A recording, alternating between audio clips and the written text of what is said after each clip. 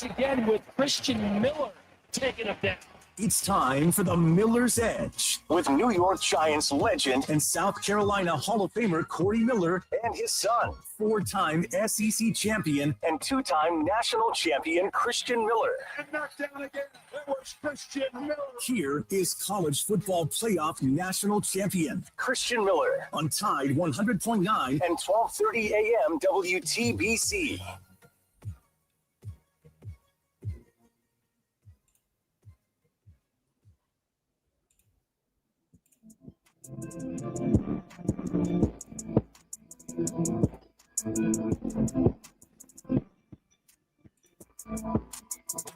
And good Wednesday to you, everybody tuning in.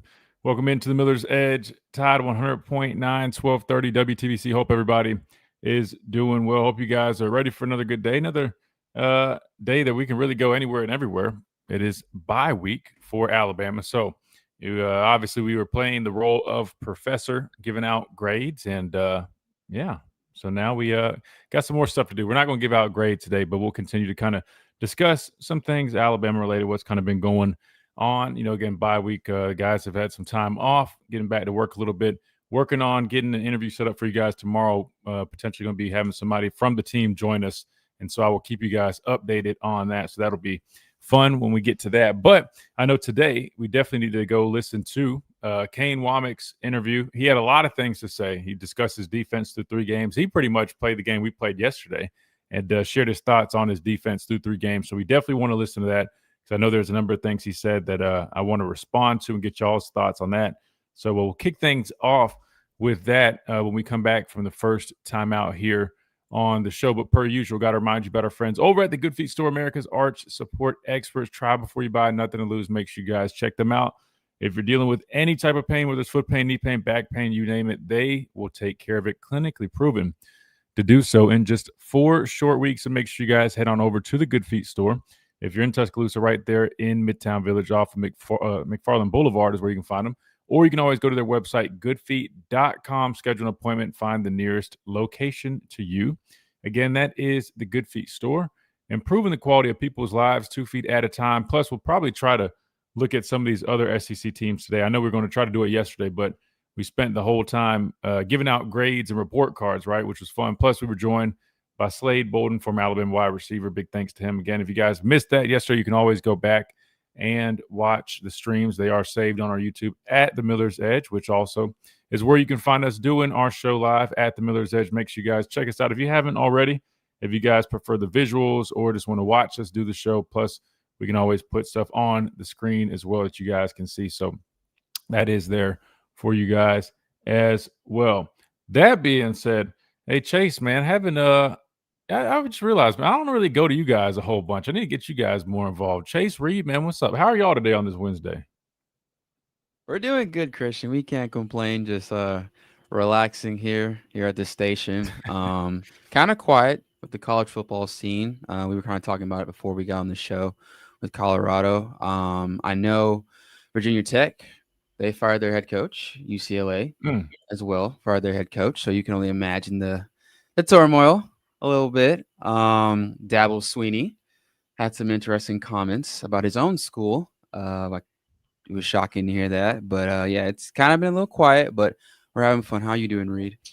No, I'm good. Like I said, I'm glad we're on a bye week. But like You're I said, glad. Wait, hold on, Reed. Why are you glad, man? I mean, because aren't look, you bored, because, or is it? I'm guessing it's a bye week for you too. That means you get to hang out at home this weekend and have a weekend off. Is that why you're glad? yes, that's it. That's what I was getting to because Wow. I go to most of the home games. And so I don't know. I'm a big college football guy, not just like Alabama and not just SEC, just everything in general. So it's just going to be kind of just looking forward to all the games this weekend. Fair enough. So you're saying you got the weekend to kick back, relax, maybe go enjoy a nice R&R cigar, something like that, and just watch college football, get on the grill, just kick back and enjoy your weekend. I get it. Absolutely. Yeah, ain't nothing wrong with that. I think that's what most Bama fans should do. Just kick back and enjoy a weekend. Because when we come back, man, it's it could be either really good, everybody's celebrating, or we could be back in a spot where now let me stop doing that. I'm just messing with you guys. not really, but we never know. Here's the thing. I will say this. I guess we'll take a sneak peek preview a little bit at Georgia throughout the week. But I will say this, though, regardless of the outcome of this game, theoretically, everything still will be in front of us. So I guess maybe I'm just putting out that if, say, we do travel to Athens and we don't win the game, right, it's still not the end of the world. We still have lives left, right, as if you're playing a game, right? We still got some lives, so you're playing Mario or something. It's not game over just yet. But obviously, we know how everybody responded after the week 1 loss, and I feel like the state of the fan base, man. Although everybody's a lot happier right now over the past 2 weeks, what we've seen, the product that we've seen, I can just tell by the report card grades from yesterday, Chase and Reed, that probably don't want to have that happen. But again, I mean, if it does, it does, man. You're going on the road and playing. Where's Georgia ranked right now? I hadn't even seen the latest AP poll. Do you guys know off the top of your head? I'm gonna pull it up real quick, anyways. But they were 6 when they played Tennessee, so I imagine they moved up some after going and getting the top, whatever win it was. Yeah, they I think they're 5 now? 5. Okay, so you're going and playing the 5th ranked team on the road, right? So again, I'm just throwing that out there because I can tell by the report cards. Again, people are like, we're in a different era, guys. The reason I say is because I'm thinking even back to last year, right? Like when we had like we dropped the game or whatever, like people were frustrated. Definitely were frustrated because it was the Vanderbilt, but it was like there was still a lot of like positivity, somewhat. You know what I mean? I feel like the leash is just a little bit shorter right now. But anyway, we got plenty of time to worry about. We are on a bye week, like Reed said. We got our beach flip-flops on. We're kicking back and watching football this weekend. We'll cross that bridge when we get there. But we will take a little bit of a sneak peek because I've been going back. I watched the game in live time, Georgia versus Tennessee, but I went back and watched some more of it yesterday. But I will say I got some interesting thoughts on that, and we got plenty of time to discuss that, so there's no need to rush it. I'll just kind of space it out over the next, I guess, week and a half as we approach that. But while I got this pulled up, I do remember seeing this, though. So I did see this already. I just didn't recall where Georgia was. Alabama is at 14th, right? It is ranked 14th right now. So we're moving on up slowly but surely. And yeah, man, I think we'll be in good shape. I do know, I'm curious. I know Florida State had to bye. I'm really intrigued by watching them a little bit. Obviously, they beat us. I just want to know, are they a really good team? Like, I mean, I think they're definitely much better than they were last year. But again, so early in the season, we just don't really know how to really judge all these teams just yet. But we'll know as stuff keeps rolling out. That being said, let's go ahead and hit our first time out. We come back, we'll hear from Kane Womack, Alabama defensive coordinator. He was speaking down in Mobile, I believe it was, but had a lot of comments on his defense. So we'll get his thoughts on that, and we'll respond to it. Plus, it is Wednesday, which means Coach Kalen DeBoer will speak on the SEC Coaches Teleconference. So we'll hear from him. He does that at 11:30. We'll get that when that drops. Plus, Kirby Smart has already spoken, and we can break down some of his comments because he did. He was asked about Alabama, so if I can find a way to pull that up, I will. If not, we'll just I guess I'll just read his comments out. But we'll discuss all that on the other side of this quick timeout right here on the Miller's Edge. Tide 100.9, 1230 WTBC, presented by the Good Feet Store, America's art sport experts. We'll be right back.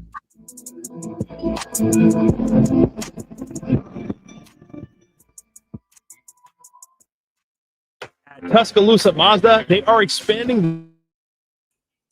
What's up? Let's get our roll call out the way. Latoya, what's going on? Roll Tide. Jake, what's up? Wait, you guys got to tell me if I said the last name right. Wait, dang, I had it yesterday. Hold on. Diagostino. Tell me if I'm getting that right, Jake. Ryan, what's up from Prattville? ¿Cómo te va? Me va bien. Todo va bien, gracias. Gracias a todos mis hispanohablantes aquí. Les doy la bienvenida a The Miller's Edge. Compacts, que lo que. Vamos a dar esta noche, okay. Avísame. Arthur, what's up? Dwight, what's up? Justin, what's going on? Don't you dare speak that negativity. I'm not speaking. I'm just calling a spade, man. I mean, it's going to be a tough game. Wait, Phil, why are you speaking Italian? Whoa. I said I'm 20% Italian. I don't speak Italian. I speak Spanish. I know it's kind of messed up. I got it. See, okay. See, I can pronounce some Italian a little bit, I guess, since I got Jake's last name right. but I don't speak Italian. My goal is once I don't know. I feel like once I've kind of really like perfected my Spanish, I might try to learn Italian because they are a little similar, right? But we'll see. Una vez que haya dominado el idioma de español, creo que voy a tratar de aprender el italiano, porque son parecidos los idiomas. Leamos, bro. Wait, Phil, do you speak Italian? Wait, are you guys, y'all are translating, right? Please tell me y'all are translating. Unless we just got a whole bunch of just bilingual folks in here. That's pretty cool, if that's the case. Phil, let me find out you speak Italian. Maybe I'll start learning now, man. Superfly, what's up, bro? Un po'. So yeah, it is real similar, bro. Like, I'll be honest, like molto bene. See, like I don't know what molto is, but bene obviously stems from kind of like bien. Un po' is como, it's like un poco. It's pretty interesting, man. Pretty interesting. I don't know. I'm gonna try to learn Italian. I gotta actually I gotta learn something that actually, I guess, like, I don't know, pertains to like my roots, right? Because I'm not Hispanic. I just learned Spanish. I am Italian though. I'm Italian and German. I'm like 20% Italian and a quarter German. So I guess I got to pick between the two for my third language. But we'll do that later though, because we got football season. I ain't got time to be doing all that right now. You make these videos exciting for my Colombian wife when the Spanish starts flowing. Tu esposa es de Colombia.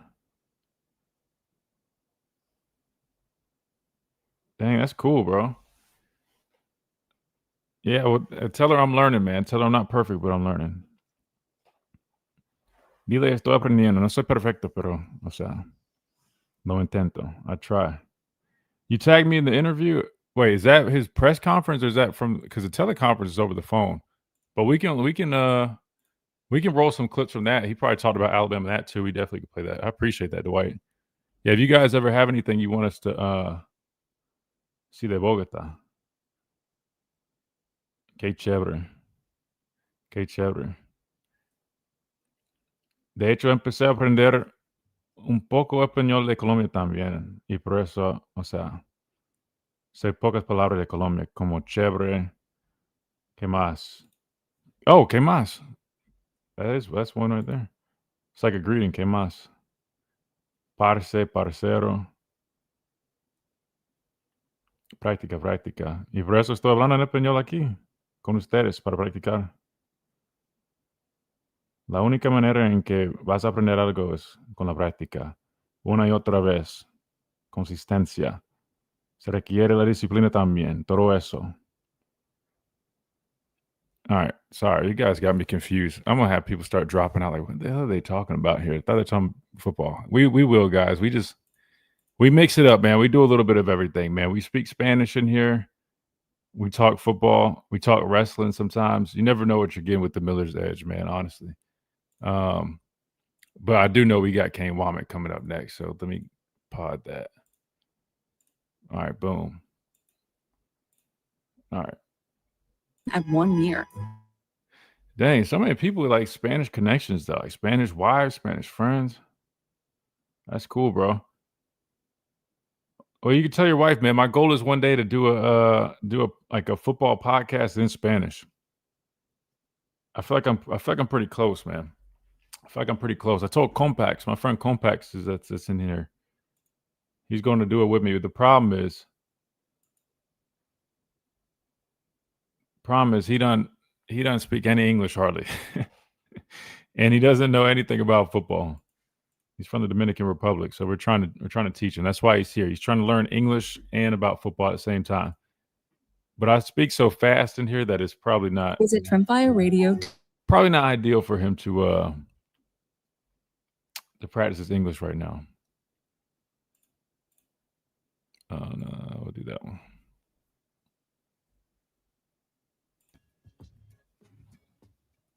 Talk about collard greens. Yeah, we do talk about collard greens too. My dad's on there. Funny.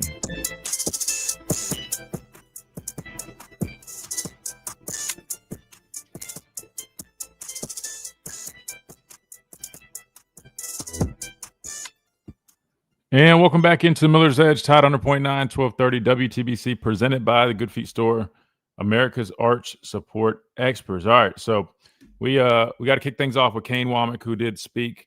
He's down in Mobile, and this is from a couple of days ago, but he basically talked about his defense through 3 weeks. And obviously, we were giving out grades yesterday, so I'd love to hear his thoughts on what he thinks. And hey, look, he's I'll give him credit, man. When he speaks to media, he's definitely very upfront and honest. You know what I mean?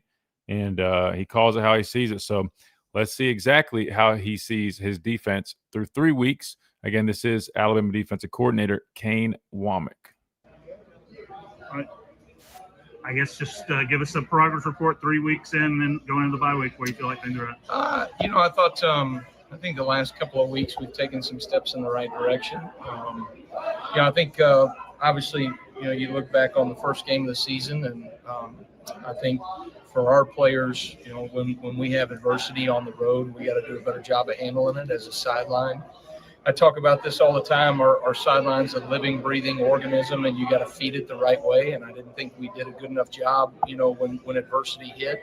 I thought we played timid. We played on our heels a little bit, and I thought our players have answered the bell really well from a standpoint of the way they've prepared in practice, prepared for when adversity comes again, how we'll handle that. Obviously, we've had success the last 2 games and probably minimal adversity, but it's coming, and we've got to get our guys prepared for it. And I think Coach DeBoer's done a really good job of kind of feeling the pulse of our players and what they need and the response that we need to give them as coaches day in and day out. And so I think we're taking steps in the right direction, but ultimately it'll be how we respond when adversity hits again.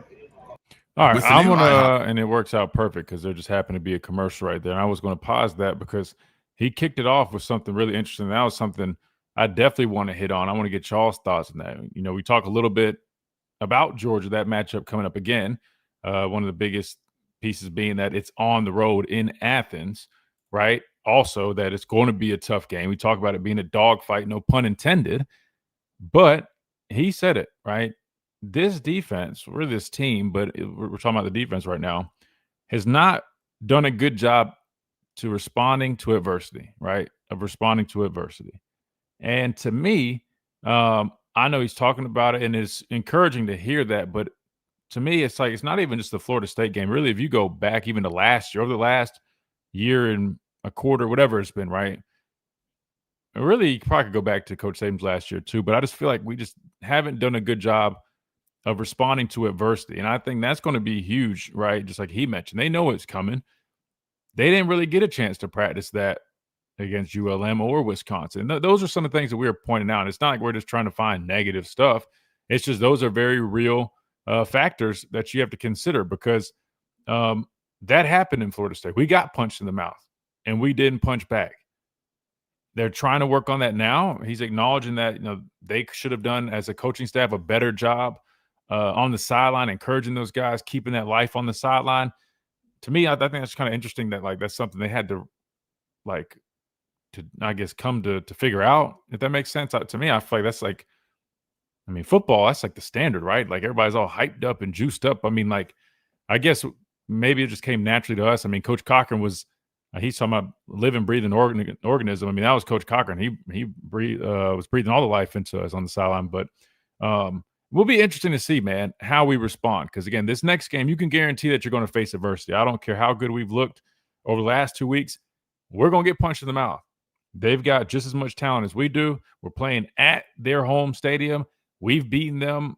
I don't know how many the last few times, whatever the case may be. But, last time if I'm not mistaken, was when they beat us in the national championship in 21 or whatever it was. Other than that, we've had their numbers. So, best believe these guys are going to come to play.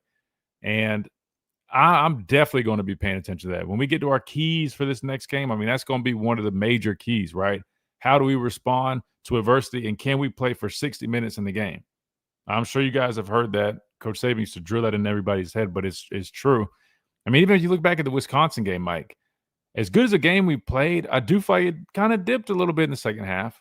And that's what I'm saying. You just got to make sure that stuff doesn't come creeping up because, again, it doesn't get you until it gets you, right? Even like with the running game. I've heard people talk about, and I mentioned this yesterday on the show, they're so again, I'm talking about more from like a fan perspective, but like they're just paying attention to Ty Simpson's performances and us being able to attack through the air. And as great as that is, the reason we're harping about the running game, because I know some people are like, oh, why y'all complaining about the running game? It's not complaining. We just know it doesn't get you until it gets you. And the better teams, right, that can take advantage of you only being one-dimensional, right, playing those shell coverages, bringing pressure, knowing that they can take advantage of an offensive line that's inconsistent, and you lack a running game, you're dead in the water, man. And it only gets you until it gets you. But anyway, I just want to point that out because he acknowledged it. I'm glad that it is a point of emphasis. So hopefully they're attacking that through practice. I don't know the best way to really simulate that in practice other than if the offense is jumping on you and you're jumping on your guys to respond in practice. Really, I think the best learning points are going to be obviously in those real-time moments. But the good news is, again, they've at least the first step is acknowledging it and being aware of it. And I think they're now aware of it. So hopefully they're doing everything they can to put that as a, make that a thing of the past. But just wanted to point that out because I think that's going to be really important down the road. How are you with the pass rush and how that's progressing? I think we're taking steps in the right direction from a pass rush standpoint. I think we're going to be challenged more as the season goes on. If you look at any good defense has to affect the quarterback one way or another. So if we can do it with a 4-man rush, great. If we can, I got to find another way to do it. And so those are the things that, we're constantly looking at. I think we've got some players that can generate some juice off the edge. And yet at the same time, I think if you just line up in a 4-down pass rush all day long, right, somebody will get clued into that, or they'll max pro or start chip protecting or whatever it is. And so, we got to continue to find creative ways to pressure the quarterback because you got to make a guy uncomfortable, and those are the things that ultimately as a play caller, you got to keep in the forefront of your mind as a game's going on. So obviously, he's saying what I've been talking about, meaning like you want to be able to get home with 4. If you can't, you got to find ways, whether you're, fire zones, simulateds, whatever, you're bringing the safety backers, whatever the case may be, got to find a way. But the good news was last week or this past game, they were able to get home, not having to bring a whole bunch. Remember, LT had that sack. It was an odd rush. So 3 guys. Deontay was basically a spy. Quay Russaw, that was just looked like a typical 4-man rush, if I'm not mistaken, but he just had a one-on-one with the tackle, beat his guy. What was it? Yanze Pierre, they ran that TE game, right? So that was just, 4-man rush, but they ran the game with, and that came home, which is good. But I don't know if you guys caught this, but he also acknowledged what I was acknowledging, and that they're going to be challenged more down the road because he knows that the offensive line from Wisconsin was not a good unit, right? So I didn't know if you guys caught that, but he definitely acknowledged they're going to play much better offensive lines down the road. It's going to be important that you see that continued success in those matchups. Biggest difference in the defense from game 1 to now? Well, I think I thought we let the first game let early adversity put us on our heels, and I thought we played timid as a defense, and that's something that is highly disappointing. But we got to own it, and it is what it is. And I think everyone in the building has done a really good job of kind of taking ownership of what we got to do moving forward.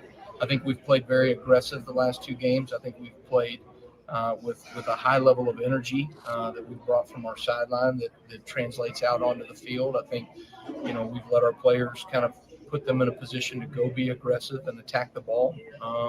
And those things seem to be working. You look at the landscape of college football right now across the board, and it's really it's an execution game, and it's a play hard game, and it's tackling in space. And if you do that, you're going to have a good day. And if you don't do that, you look at some of the scores in the SEC that, we had an 11 o'clock kick, and it was kind of the first time I really got a chance to start watching other teams and other defenses. And right now, everybody's they're all you got the same issues. You got to make space tackles, and you got to execute on 3rd down, and you got to find ways to affect the quarterback. And I think everybody's trying to find themselves because, every team has warts, and they got young players that are going to be out there on the field representing your team, and you got to find a way to get them ready in the early part of the season. Coach, you had a chance to review Georgia so far. Yeah, certainly.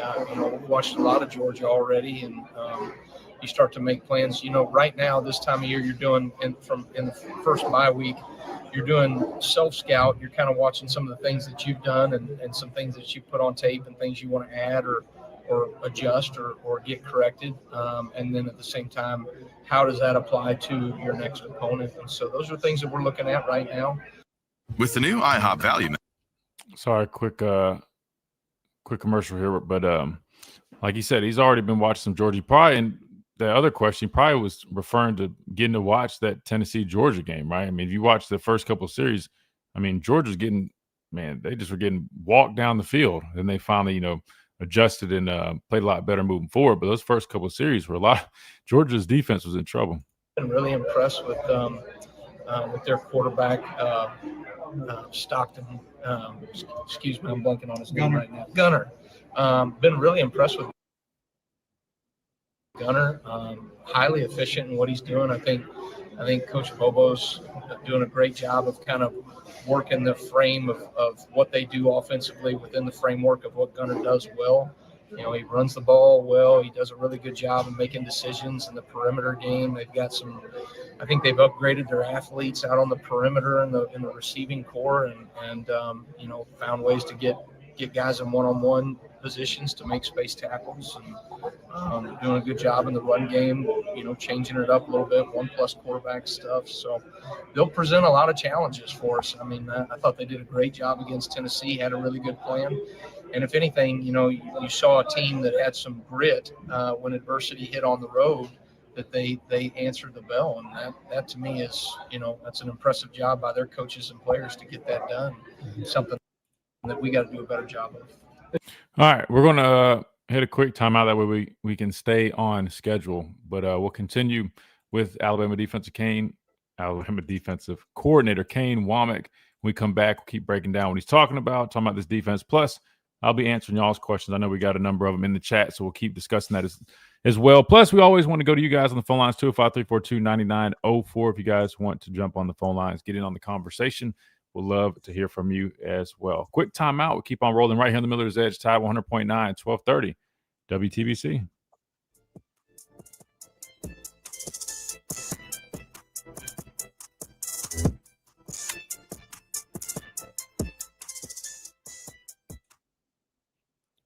All right, let's see what we got in here. You guys better stop with the Spanish in here. A lot of people don't like hearing that, LMAO. Oh, you got jokes, man. You got jokes. You got jokes. I get what you're trying to say. Nah, bro. Not on this show. Not on this show. Nah, man. Not on this show. If you guys haven't, man, I recommend everybody try to learn a language. It really doesn't matter what it is. It's probably one of the most challenging things you can do. Like, obviously, as an adult, as a kid, it's probably a lot easier. But I don't know, man. Something about it that's like satisfying, bro. It's like, at least for me, I love challenging myself. Let's see. Is Alabama's defense geared more towards the style of offense that Georgia runs? Well, Georgia's offense, man, is it's like a very balanced attack, to be honest with you.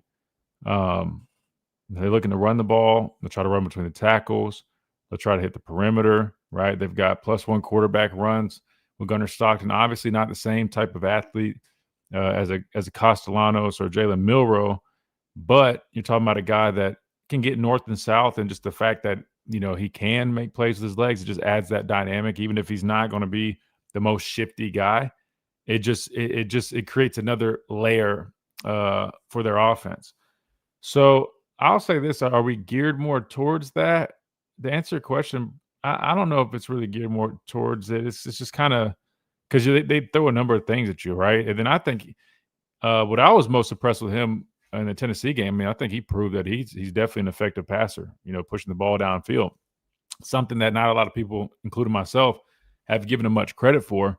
But he looked pretty good throwing the football in that game, which makes him even more dangerous, right? What I did notice in that game, though, their offensive line did show that their tackles really were having a tough time. But without us having some like dominant edge threat, I don't know. To me, I think Tennessee had a pretty damn good defensive line from what I saw. But I mean, that definitely could be an opportunity. I mean, if we get aggressive, right, trying to force the issue. Problem is, like you said, they also do have some good playmakers. They brought some guys in via the portal, and they got some good skill guys on the outside. So are we geared towards it? I don't know if I necessarily say I mean, and if you're saying like versus like Florida State, yeah, I think you're better off going against a balanced attack like this than a quarterback that's not as uh, much of a threat with his legs, right? With and Gus Malzahn's magic, as a coach. I'd rather play this type of offense than that Florida State offense with our guys. So yes, in that sense, but there's still going to be a lot of challenges with this offense, I guess is what I'm trying to say. And construction at 205-752-9611. This is Miller's Edge on Tide 100.9.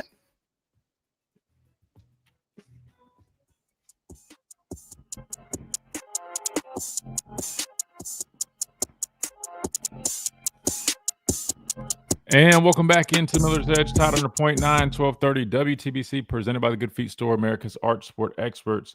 That was a quick timeout, so we only really got to answer one question. But just for our radio listeners, quick recap. Superfly had asked, is our defense geared more for this style of offense that Georgia runs? And quick answer was basically, if you're comparing it like Florida State with, a quarterback like Tommy Castellanos and Gus Malzahn at the helms and all the eye candy, jet motion, all that stuff, which Georgia does a lot of eye candy shifts and motions as well, but a little bit different. I mean, I would probably say yes, and slightly, but at the same time, Georgia does present a lot of different challenges. They do have a quarterback that can run the football just in a different manner, right? Still is +1 quarterback runs. They do a lot of the eye candy stuff. They can push the ball downfield, and they do the running game. Obviously, that's what they want to do. Hadn't been the most consistent over the last couple of years. Even this year, I can't remember. I know from the Tennessee game, it was decent maybe, but I don't think it's anything like it had been in the past, but still they do a number of different things. So it is going to be a tough challenge for our defense. That being said, let's go back to this interview real quick. Then I'll keep jumping back and forth with y'all's questions in the YouTube chat. Again, we are live on YouTube at the Miller's Edge. Now back with the Kane Womack interview. As a defensive coach, how would you defend Ryan Williams? Well, there's a lot of things with Ryan that, you can try to, in some ways you can try to press him, and then, you can try to play double coverage and over top, and there's a lot of things you can do, but at the end of the day, you got to tackle the guy, right? And so, I think Ryan is he's just so dynamic with the ball in his hands, and I've watched him just work to get better and better as a receiver. The splits, the alignments, the releases. I think he's just continuing to improve his game. And ultimately, I think our offensive staff has done a nice job of kind of finding ways to get him the football. And once he gets the ball in space, I mean, he's truly he's just so gifted. I mean, he's got great spatial awareness, when he gets the ball in his hands, and then all of a sudden he can make something happen, make one or two guys miss, and at that point he's off to the races. Coach, you're going on the road again, Georgia. A few more people than Florida State. What did you learn about going on the road for defense? Well, I think that to me is it's going to be the challenge of the SEC. Going in hostile environments where everybody has good players and finding a way to execute through adversity. And if you look at us right now as a defense, I think. Last year against Vanderbilt, first half against Oklahoma, and then, against Florida State, I didn't think we handled adversity very well on the road. And so that's something that we got to get fixed. How we take a punch and how we move forward is critical. And I think our coaches and players have done a great job of kind of taking ownership of that. And I think we know what we need to do moving forward. But ultimately, we got to go do it. And so that, to me, is the challenge of any great team, is how they respond well to adversity, and particularly on the road. And I think you're going to look up at the end of the season, and it's going to be the teams that respond to adversity and the teams that execute to the most consistency, regardless of wrinkles and things that you want to do from a game plan standpoint. It's going to be about your ability to execute. With the new IHOP value.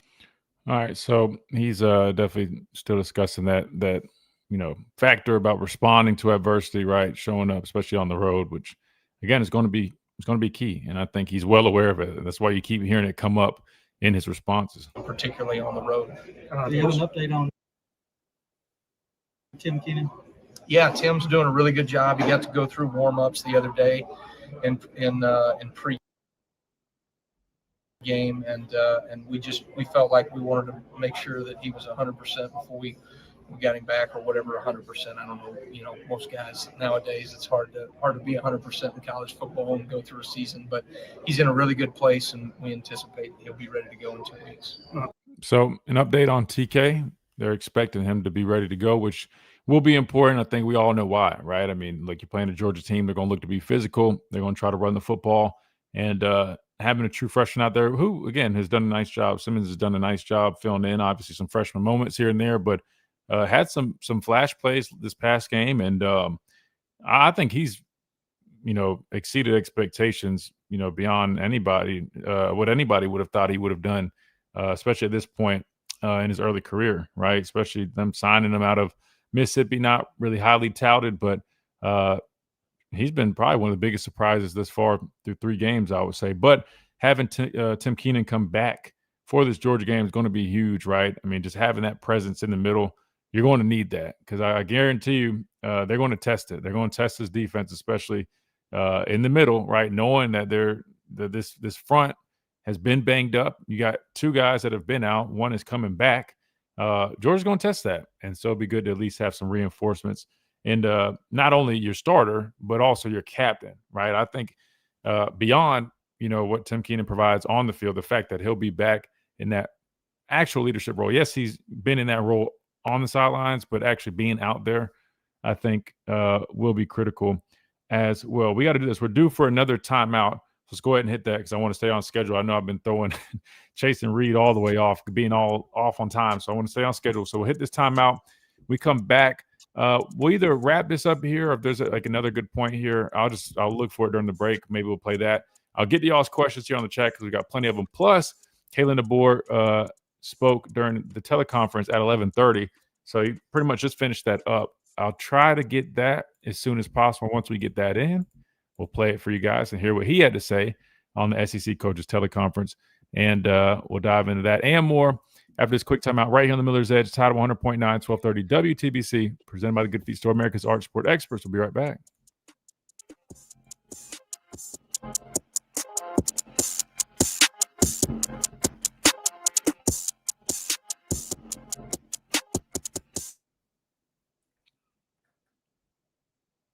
All right, let's go back to the chat.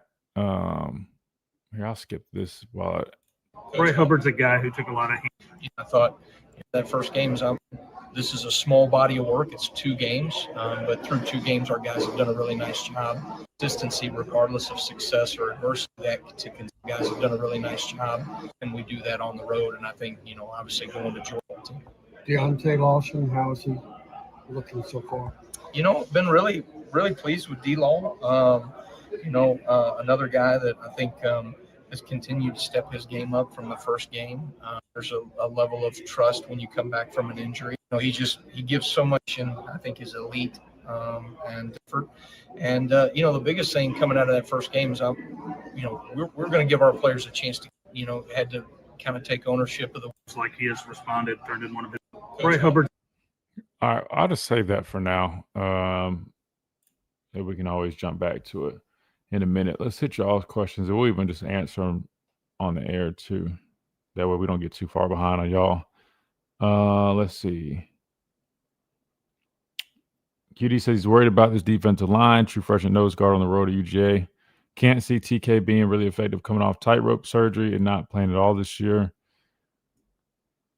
Yeah, I mean, that's going to be a huge challenge. I mean, we know, right, in this game, the battle of the line of scrimmage is going to be pretty much everything. And yeah, I mean, will TK be 100%? No, I mean, that's just not going to be the case. But the fact that he didn't play against Wisconsin and then had this bye week, I feel much better about that than them trying to run him out there against Wisconsin and then being stiff and banged up from that. But I mean, we'll see, man. We'll see. I mean, again, the true freshman, though, again, he hadn't looked too bad, really, to be honest with you.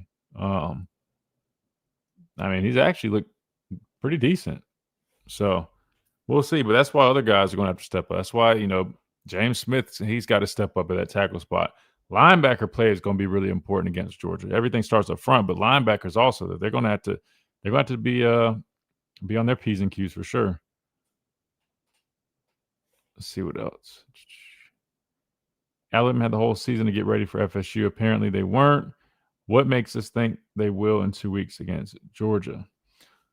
Hey, look, and that's a fair point. I think that's why I keep going to the fact that, let's just be honest, like just like I said going into the Florida State game, like when everybody was kind of laughing at Florida State, I just kept saying, like, our history is not great playing on the road. We haven't proved since, even though it was last season, different players. I'm just being honest, like we hadn't really shown up well on the road, and that ended up coming to fruition. So look, I get where you're coming from, but I guess my response, if I had to spin it, would be that even though they haven't played on the road, the way they responded the last 2 games was the right response.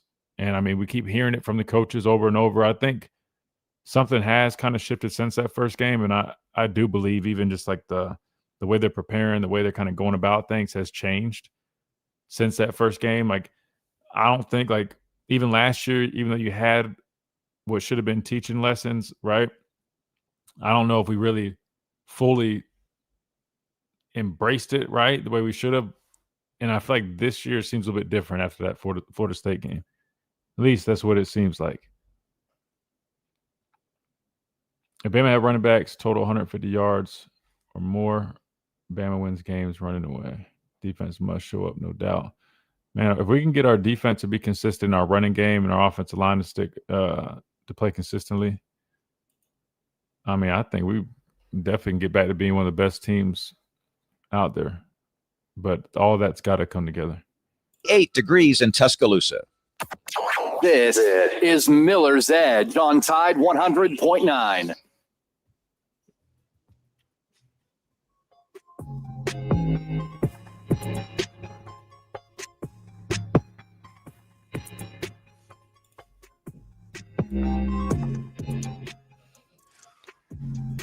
And welcome back into the Miller's Edge, Tide 100.9, 1230 WTBC, presented by the Good Feet Store, America's Arch Support Experts. We've been breaking down this Kane Womack interview from yesterday. I think it might have been 2 days ago now. I think it might have been from Monday. But he was speaking to the media down in Mobile. So we've been breaking that down as we've been going along. We got a few minutes left in it. We could either finish it here, or I'm waiting on this Kalen DeBoer teleconference, because, again, he spoke via the SEC teleconference. I also want to get at least a piece or two from Kirby's, because he was asked about Alabama. So I'm just waiting to see if someone ends up uploading that. But I guess in the meantime, we'll keep on rolling with this. But I'll answer a few more questions here from the chat. Carson says, Kalen DeBoer and this coaching staff have shown that they prepare pretty well after a bye week, but also haven't shown well on the road. It's going to be a fight. And it's almost like you like fighting, with the two – like on your shoulders, right? One on your shoulder on the left side and the right side. Like, one is saying, like, all right, we've shown up well after bye weeks with this staff. And on the other shoulder, like, but damn, we have played so poorly on the road, right? So I don't know. I just was responding to that other question during the break. And I do feel like this time around, that Florida State game really sent a message. Something just feels a little bit different versus like last year, like after the Oklahoma game. I didn't sense this kind of shift. If I'm being honest with you, it was kind of opposite. It almost was like the Oklahoma game happened, and it was almost like the response was kind of, I'm not saying like, I don't want to, no, I got to choose my words carefully. I just don't feel like they got the same response like after the Tennessee game or the Oklahoma game. It was kind of just like, oh man, like, we got to be better, this and that. But I feel like the response by these coaches after this time around, like with Florida State, is more so like the correct response. Like we're not playing any more games. Not like, oh, we're just going to we're going to be better. No. It's like we're done with the. I don't even know how to explain. Chase, are you picking up what I'm putting down? It's almost like before it was like they're trying to hold guys' hands. They're trying to do it a certain way. But now it's like I think they're just like, no, we're here to do a job, and that's the coach. Yeah, Christian, I think I kind of get what you're saying there. I think, like I said, I think you said it perfectly, honestly. Like, it's no longer like you've built that bond with that coach, but at a certain point, it's realized, hey, I'm still your coach, kind of thing. Right. Yeah. It's like I don't know why. Even I know you kind of pause for a second. It's hard to really put into words, but it's just like it's like the training wheels are off. Like last year, I feel like there you go. yeah, it's like last year they felt like all right, they want to respond a certain way, but they can only do so much. They're new, but now it was like after that week 1 loss to Florida State, it's like they're not trying to be friends as much like they were maybe last year. It's just hey, we got to take care of business. And when you get I guess put in that fire on the national level like that. I mean, like just think about that, guys. I mean, like literally everywhere they looked, even here, right? I mean, everybody was, I mean, on their ass, bro. And I just feel like that. I don't know, maybe lit a fire. I mean, I've been talking about Coach DeBoer's demeanor. Just I feel like that's different. I just feel like maybe Florida State was what this team needed, what these coaches needed too, right? That's just kind of how I feel. I don't know. I could be wrong, but. We might as well just finish up on some of these messages that we got to catch up on. Wait, where we go? So we hit Carson. Phil says TK may only get 30 or 40% of snaps. We need others to step up. I think he'll definitely get more than that. But yeah, I mean, I'm sure, there's a chance he's a little limited. I think they'll play him definitely as much as possible. But Simmons is definitely going to keep stepping up. We've seen Fogger get some snaps in there at that nose spot. But again, that's why I think everybody around him, sometimes everybody's just going to pick up their game, right? Like James Smith, right? Even a guy like, Quay Rousseau and Yanze Pierre, I know they're on the edge, but I mean, just everybody around them, right? Picking up their play can help out. And we'll dive into this more as we start breaking down Georgia, but linebacker play will be really important. I thought they've been playing better, right? We heard Kane Womack. I don't know if we played that part, but he was asked about Deontay Lawson. I think he's definitely looked better over the last couple of weeks than in week 1. So we're definitely going to need that because, again, this Georgia attack and the players that they've got, man, it's going to be the biggest challenge since the Florida State game, right? And we saw how that went. So everybody's got to up their game, right? 100%. Let's see. Edward says, from watching the Tennessee game, how would you defend against Bama if you were Georgia? That's a really good question. I like playing these hypotheticals. And people used to always play, stop saying stuff. I'm like, these folks aren't listening to me talk about this. I don't think. If I was defending Alabama this year, right, I used to talk about it all the time last year about what I would do against Milroe. Then sure enough, these teams that did that, like Oklahoma, they had a pretty damn good game plan. But defensively, if I was a defensive coordinator and I was going against Alabama's offense, what I would do is I would bring pressure. I would attack. And I would try to make Ty Simpson as uncomfortable as possible. If he makes those, if they're going to make, look, this is how I view it. With the skill guys that we have, we're going to make plays regardless, right? So you got two choices. You can try to sit everybody back and try to play safety ball and try to have a shell with a bunch of droppers and try to just take away throws, which we know if there's no pass rush, guys will find windows, they'll get open, right? Or you can force the issue. And on top of that, if I'm watching Alabama's tape, I'm going to see like, oh, they've got some vulnerabilities on their offensive line. So for me, I would definitely try to force the issue. I would make things uncomfortable for Ty because number one, he's been so accurate, but it does show when he is under pressure. Obviously his numbers aren't going to be as good, which is any quarterback, right? But when he's clean, I mean, Ty's been damn near perfect. Right. So if I was defending against this offense, I would definitely I would be aggressive. I would blitz. Right. I would try to make those guys that I sense vulnerabilities in like the right side. Right. Like I would find ways to really, attack. I hate saying this, but I would go after Wilkin and those guys on the right side. And then honestly, in terms, I mean, even in the running game, like I'll be honest with you. I mean, I just make sure our guys are playing physical, playing on the other side, but I would even mix things up even on first and second down, just trying to create negative plays. Because I just feel like when we are playing from behind, we struggle. So I would definitely try to win first and second down, being aggressive. But then in terms of really, taking away our passing game, that's how I would go about it if I was defending our offense, right? In terms of like our receivers specifically, it's hard to say because you could try to bracket guys like Ryan or even Bernard, but it's like you bracket one, you know what I mean? Then you still got to worry about the other. But like I said, I mean, there's a number of ways, and I would mix it up. I wouldn't just do one thing the whole game. You can't just be, one-dimensional. But that's personally what I would do.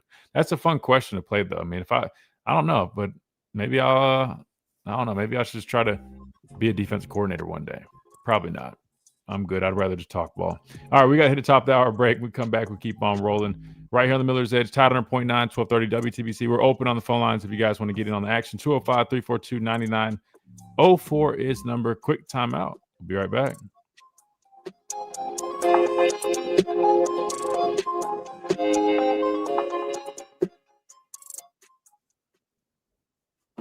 WTBC Tuscaloosa.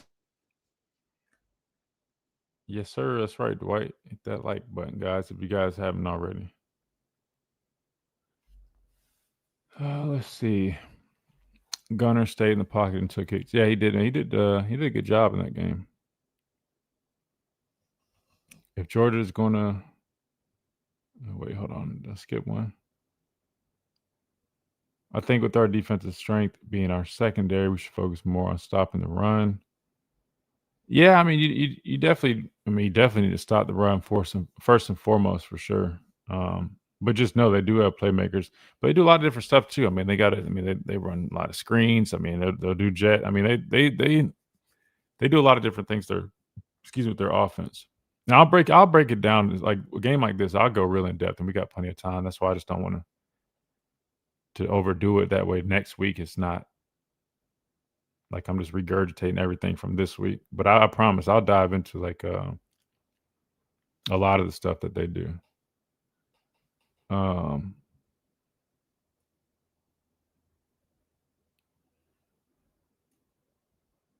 Stuff said the same thing. Simple. Rush tie by blitzing. Yeah. Yeah, definitely. I would just try to make him uncomfortable for sure. And bring pressure, which they're going to do. I'm telling you that right now. Georgia brings a lot of pressure. They get to it from a number of different ways. So best believe that, yeah, I mean, our offensive line is going to have to be sturdy in this game because they are going to dial up pressure. I'm telling you that for a fact. Kirby and Glenn Schumann are going to dial up pressure. I mean, I could probably pull something up real quick. I just didn't want to jump the gun, but it's all good. All right, and we got Coach DeVore's conference call, which is good. Bet.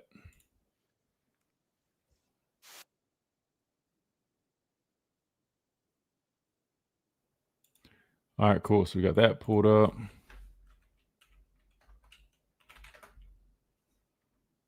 Let me see if I can pull this up too. We can dabble in this a little bit. This Georgia-Tennessee game.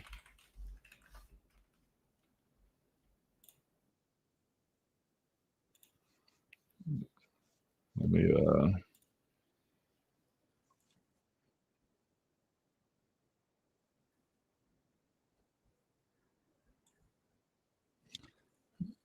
I will say one, I'm telling you, that Tennessee offense is looking damn good those first two series, though.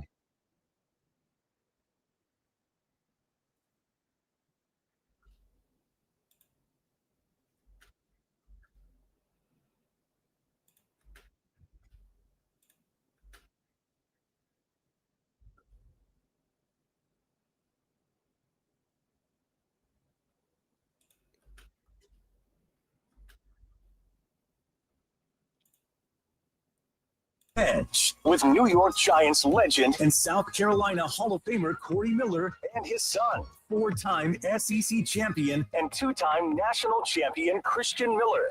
Knocked down again. It was Christian Miller. Here is college football playoff national champion Christian Miller on Tide 100.9 and 12:30 a.m. WTBC.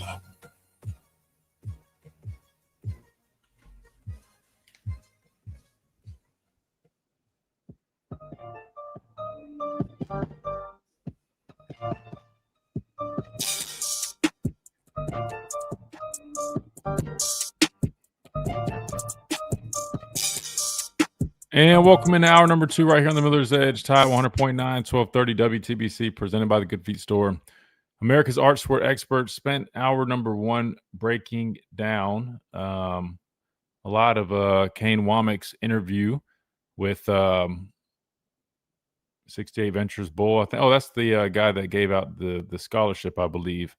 That was a former player here. But anyway, Kane Womack spoke to the media down there. We've been breaking down that interview, and little bit left in there. Maybe we'll finish it later on down the road, but we do have some other stuff we got to get to. We need to get to Kalen DeBoer's teleconference from today. We'll do that here in a minute. But first, we'll go to the phone lines. We got Pat up next. 205-342-9904 is number. Pat, welcome in.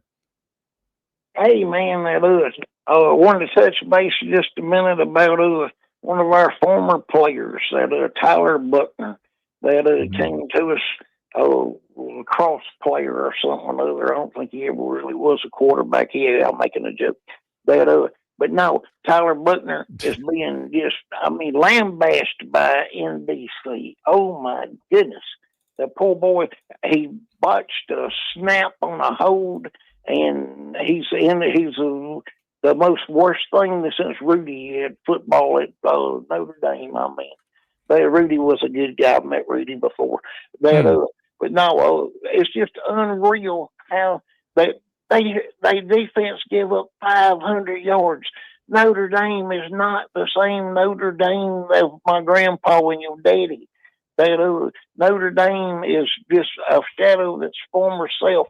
They need to understand that now that we have $20-something million for all these teams, that Notre Dame can't go out there and buy up every poor little Catholic schoolboy across the nation. They can't do it, and they got to understand that Texas A&M is they're part of the SEC now, and the SEC, it just means more. What part of that they don't understand, Christian? But to do this but for NBC to do this to one of our own, because of being that he played at Alabama for a little while, I got to look out for Tyler Buckner. What do you think? Well, yeah, I hate that happened to him. I mean, especially, when all the attention's on you in a negative way. But look, man, I mean, it happens. Mistakes happen. That is tough for him, though. It being on him at the end of the game. I did see that, and yeah, part of it though, it happens. But the defense gave up 500 yards. Christian. Yeah. Yeah, the defense gives up that day. One play does not lose that football game for them.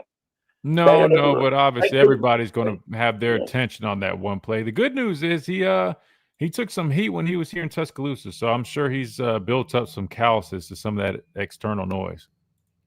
Yeah, bless his heart. Hopefully. But anyway, but my question for you is, are we going to be able to be healthy enough on defense? Because I'm hearing some of the talking heads out there in the silk suits, and they don't get to wear silk suits in Las Vegas unless they know what they're talking about.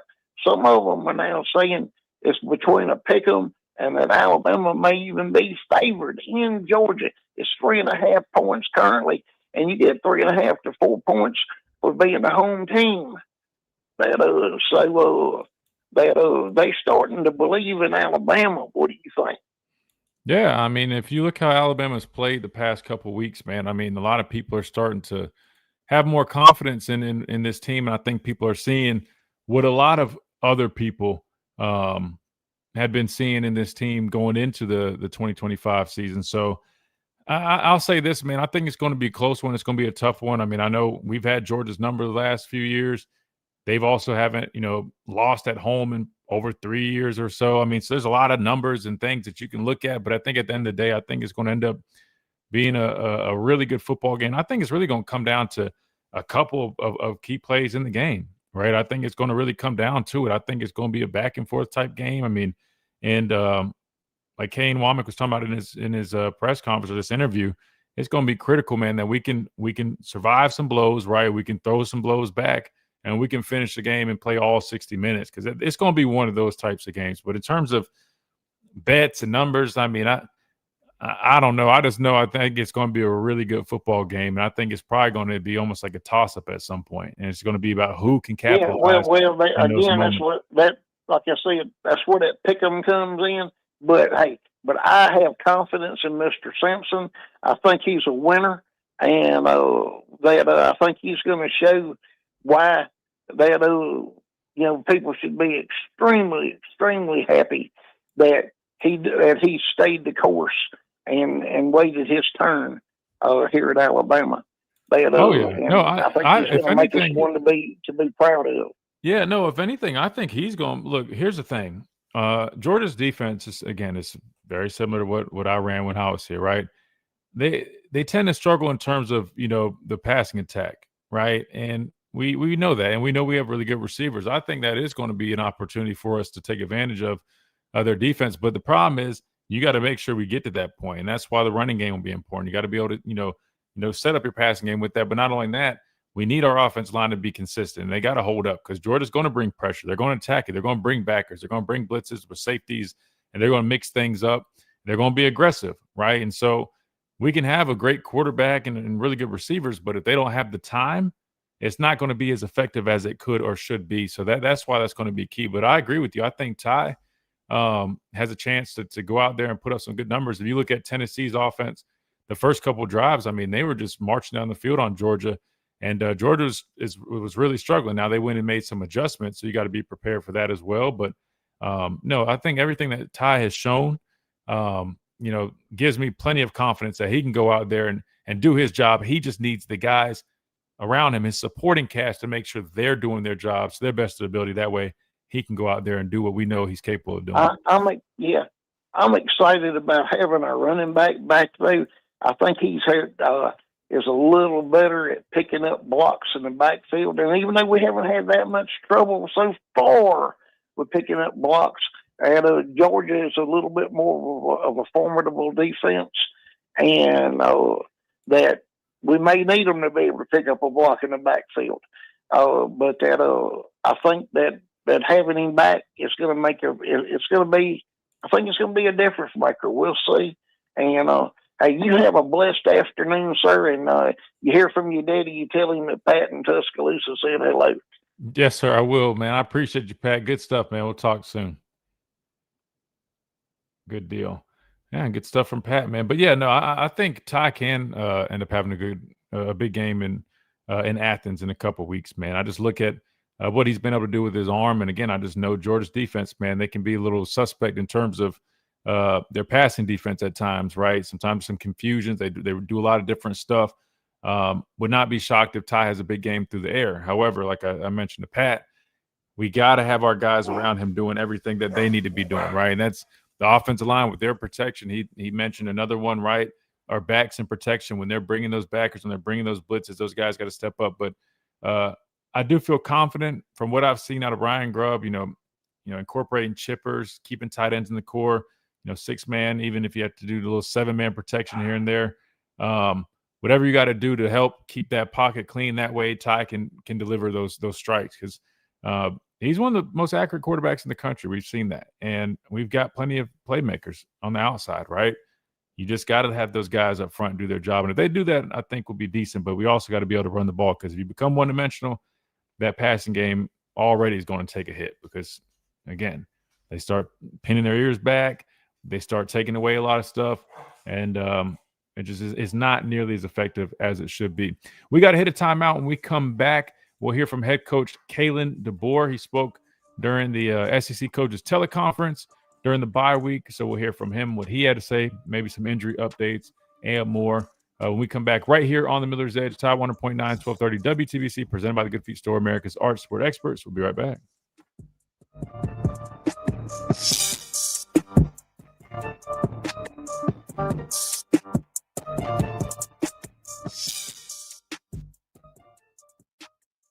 Football is back. Join former Alabama standouts Wallace Gilberry and Andre Smith. All right, let's see. So we got this potted up. All right, let me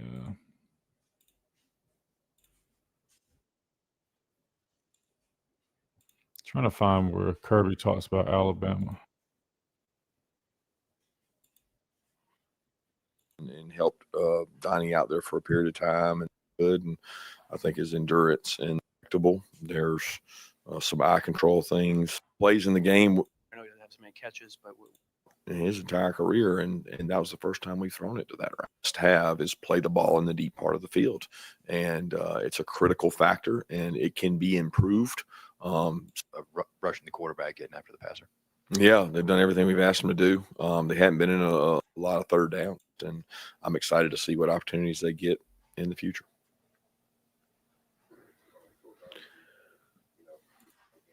$95 snaps. We cut back Tuesday, Wednesday, Thursday.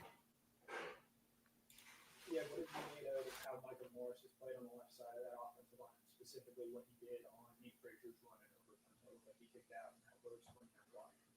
Yeah, that's one of the best things Micah does. He's a good puller. He's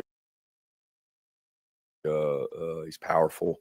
He's done it a lot. From a conditioning standpoint, he was a guy that played 95 snaps. I told him I was proud of him for that. I'd like for him to play with more effort and cover down and more strain for longer, like some of our other linemen are able to do. But he has done a great job of getting his weight down. He's been a rock for us and understands leverage, protections. He's experienced. The biggest thing he can do is help those younger guys grow and get better with how he works. Like, what's his work ethic? What kind of example does he set for them? And what kind of attitude does he have to daily work to improve those young guys? And that's a big ask of Micah for us. Yeah, what have you seen from Chris Cole early in the season? He's gotten more comfortable kind of rushing off the edge. I think it was him that had the sack that turned into the intentional grounding on Saturdays. What have been your impressions of him so far this year? He's been great. He's taken on 3 roles. He takes on a role as a sub pass rusher, a normal down inside backer, and a normal down regular personnel Sam backer. And 100.9 and 12:30 a.m. WT. Very distinct roles that he takes on, and we have to find ways to keep utilizing Chris's strengths. He has strengths that we have to utilize, and he's a good playmaker. So I'm proud of the way he's practicing and playing.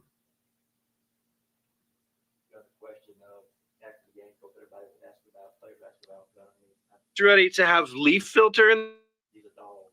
He's that kind of guy. You got obviously always want your quarterback kind of be that kind of player, but when the players have that kind of obviously respect for the guy who's supposed to be what's the effect impact that can have moving forward with the offense? Well, I think .com/country to schedule your free gutter inspection and get up to 30% off. Thank goodness. What was that site? Who do you trust more, Bama's offense or defense? Offense. Trust our offense a little bit more right now, honestly.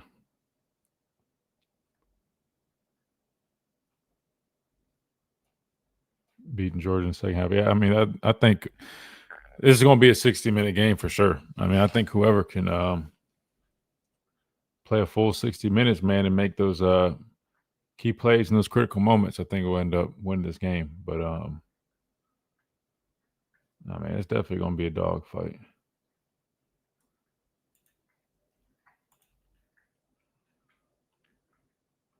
Change that graphic. It looks creepy. Are you talking about when we had, what's his name, Kane Womack on there?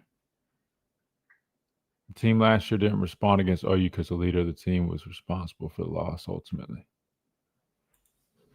Who are you talking about, Milrow?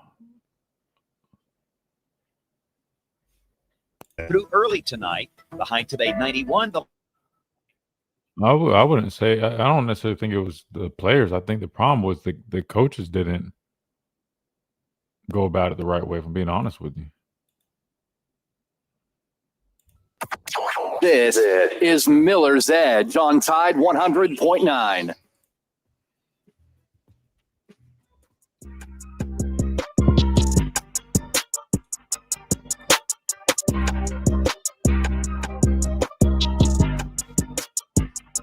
And welcome back into the Miller's Edge, Tide 100.9, 1230 WTBC, presented by the Good Feet Store, America's Arch Support Experts. All right, we had head coach Kalen DeBoer speaking to, I guess, reporters via the SEC coaches teleconference today, and we finally got that here pulled up. So let's go ahead and give it a listen. The Crimson Tide are open this week prior to traveling to Georgia on September 27th. And Coach, while we wait on questions, if you could take a moment to comment on your squad as you enter this week's open date. Yeah, you bet. Just pleased with the progress we've made the last couple of weeks. Felt like we took another step in many of the areas, and just got to keep working here in the bye week and getting hopefully some guys healthy leading into Georgia. First up is Nick Kelly of AL.com. Hey, Kalen, I want to ask about Isaiah Horton. What have you liked from Isaiah Horton so far? And where do you still want to see improvement from him? Yeah, I think he's every week building a better rapport with Ty and just our offensive system, understanding, where to be and when to be there, quarterback friendly, knows that the ball will find him if he just, continues to run his routes the way he's supposed to and all that. Just thought he had a good solid week last week again. And so love how he is gelled with the receiving core, and they really play for each other. And, early in the game, he did some things to really help our team. He may not be the one that got targeted. He may not have been the one carrying the ball, but he was blocking downfield. He was running his routes hard. And then as the game goes on, he ends up, finding the ball in his hands too and making a nice touchdown catch in particular. So just really pleased with the mindset he has. I think he's really understood the last couple of weeks, what we're looking for and how we need to do it. Next is Charlie Potter of Bama Online. Yeah, hey, Coach. Just wanted to get your initial impressions of this Georgia offense, and in particular, their quarterback, Gunnar Stockton. Yeah, I think he's played some big games, in just a short amount of time. When you look at the end of last year, this last week in particular, and he's done a nice job just managing the offense and then making plays when he needs to, throwing the ball down the field, finding his matchups, and then keeping plays alive with his feet. And so he really, I think, adds a dimension to their offense, because of that. So I think they're doing a good job, utilizing his skill set and the offensive personnel that are around him. And, that's a credit to, Georgia staff. And I know you're expecting to get Tim Keenan back, or at least hoping to, but what have you seen from London Simmons when he's kind of stepped up and kind of been your starter there in the middle of the defensive line? Yeah, I felt like he's gotten more and more comfortable each week with his responsibility. And then now it's kind of gone to where, he's expecting to make a play himself and, being able to finish. And so just the steps that you need a young guy to take, he's taking those. Next is Steve Moulton of WZZN.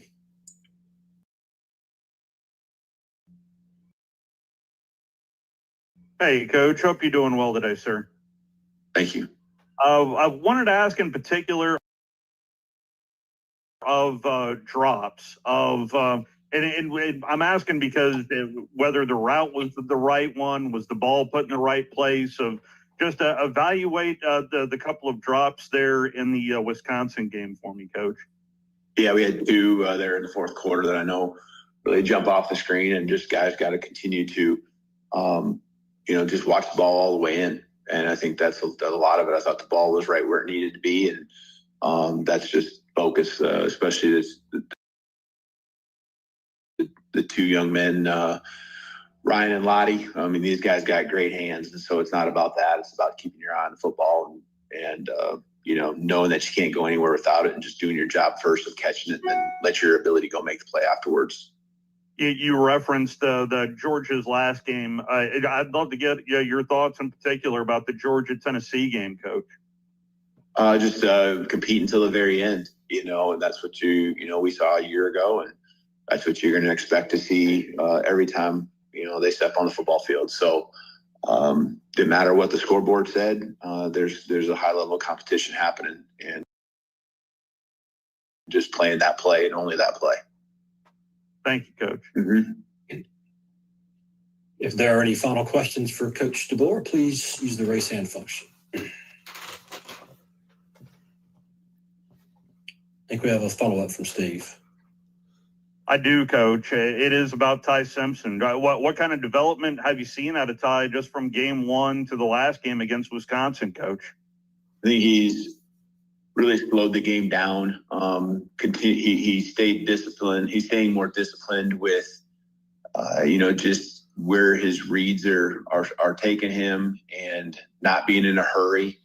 And then keeping his eyes downfield and trusting the offensive line. Even, when he's got to hang in there, I thought the third down on the second drive, him just ripping that corner to Ryan was a big time throw. And, that you love to see that, he's made those plays more now the last couple of weeks. And so it's just him getting more comfortable, him understanding, when he's got to make those big throws, how to keep drives alive, and, and staying ahead of the chains. He's just doing a better job with all of those things here these last 2 weeks. But yeah, I think he's becoming more comfortable, more confident. And of course, the team is becoming more confident in him too. And obviously a lot of fans are getting ready for a week from Saturday, Coach, but it makes me think about the game in Tuscaloosa last year. What stood out to you the most about that win in Tuscaloosa against Georgia last year for your teams, Coach? We competed till the end. They did as well, and did a nice job in the second half. But we also kept playing, and we had, didn't make our own breaks there a couple series. They couldn't get off the field at times, but in the end, we made the plays too. We kept believing and kept fighting. So I expect that from our football team with kind of where we've been at and how we've attacked practice, attacked the games. We're in a fighter's mentality mode right now too. Next is Katie Wyndham of Bama Central. Yeah. Hey, Kaylin, your team has struggled on the road the last 2 seasons, and you talked about before and after Florida State, you've got to start fast. Kane talked about protecting the sideline. With 2 weeks leading up to this huge road game, how do you kind of make sure that those things are happening and that playing on the road doesn't become a mental thing? Yeah, our preparation just is going to lead to confidence, and you got to know that you're going to, you got to weather the storm. Yeah, the storms that come early, and that again, you got to play 4 quarters of football, and you don't have the help from the crowd or anything. It's got to be on you and you and your guys around you. So take ownership in doing your job right, and doing it at a high level, and knowing you got to do it over and over and over again. But there's going to be adversity, and it's about the response to adversity. That's where we got to be better. Coach, will finish you up with Ryan Fowler of the game.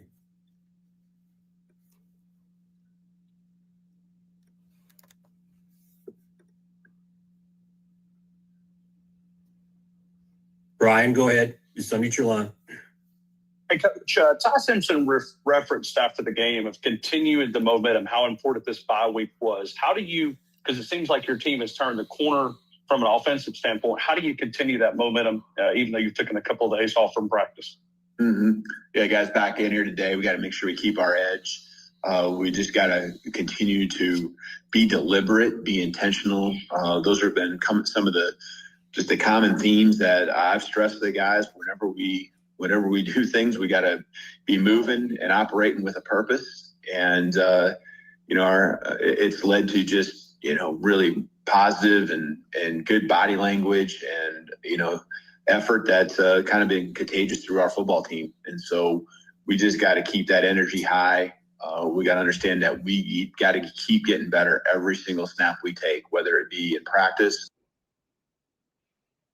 or whether it be in the course of the game, that it's all about us being our best and continuing to improve. And that we've done a lot of that over the last 2 weeks, and there's still a higher ceiling yet to be had. Thank you. Mm-hmm. All right. So that was head coach Kalen DeBoer speaking today during his, scheduled time with the SEC coaches teleconference call. And so we just heard that. And we will now take a quick time out. When we come back, we will respond to it. If you guys caught anything from that you want to discuss, drop it in the comment section below here, or you can always leave us an app message on that Tide 100.9 app. Completely free to download, let you listen to all the shows wherever you may be. Plus, you can call in directly from that 205-342-9904. We also are open on the phone lines if you guys want to join us via that as well, right here on the Miller's Edge, Tide 100.9, 1230 WTBC. Quick timeout. We'll be right back.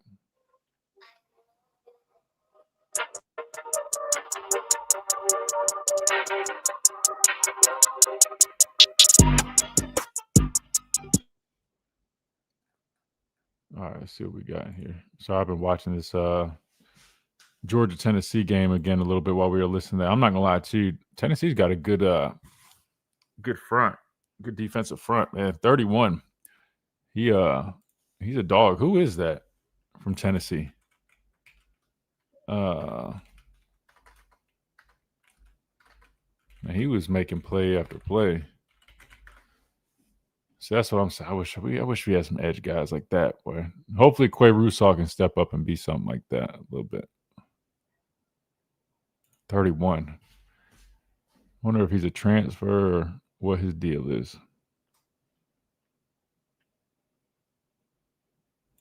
Caleb Heron from Riverdale, Georgia. Oh, wait, no, that's in Tennessee. Noonan, Georgia.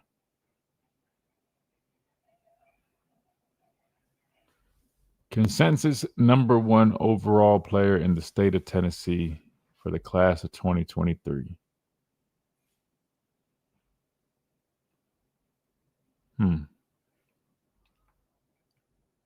So I guess he's been there. Well, he was a damn good player in that game, though. I can tell you that.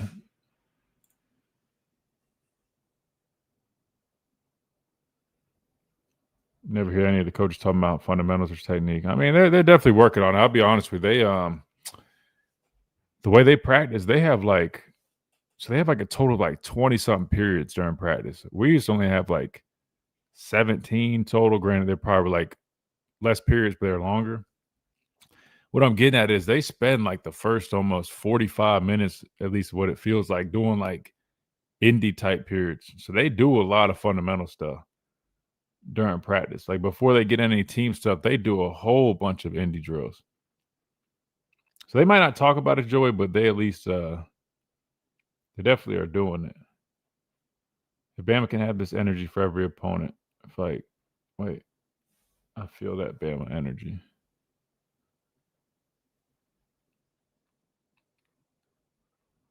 Hold the run game in check. O-line has to show up. Yeah, it'll be interesting. I definitely think Georgia's definitely going to get back to trying to establish their running game, even though they threw it a good bit during that Tennessee game. Now, I don't know. What was Gunnar Stockton's? Let's see what his numbers were against Tennessee.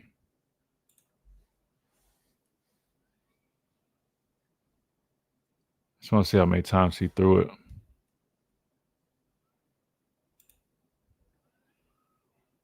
Let's see, where's it at? He threw it 31 times, 23 to 31. Sacked 4 times, though. Definitely got to get after him. Yeah, fans can't see the preparation. Yeah, I mean, but that's why I'm here telling you, though. I mean, at practice, they do a lot of fundamental type stuff. More than we used to do, if I'm being honest with you. We used to do like our indie was probably, we had like 2, maybe 3 indie periods. Some positions had like 1 extra one because sometimes they jump to do something else. But they do a lot of indie periods with Coach DeVore. Clean ingredients, amazing taste, and you'll love how you feel. Refuel smarter, hydrate harder, caffeinate larger with IQ Bar. Now you can get 20% off all IQ Bar products, plus free shipping when you text IQ Bar to 64,000. Text IQ Bar to 64,000 to get your 20% off. That's IQ Bar to 64,000. This is Miller's Edge on Tide 100.9.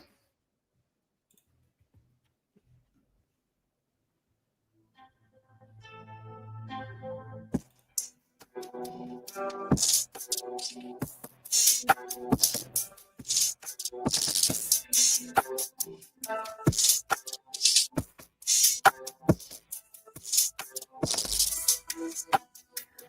welcome back into this Wednesday edition of the Miller's Edge, Tide 100.9, 1230. WTBC just heard from head coach Kalen DeBoer during his weekly SEC coaches teleconference.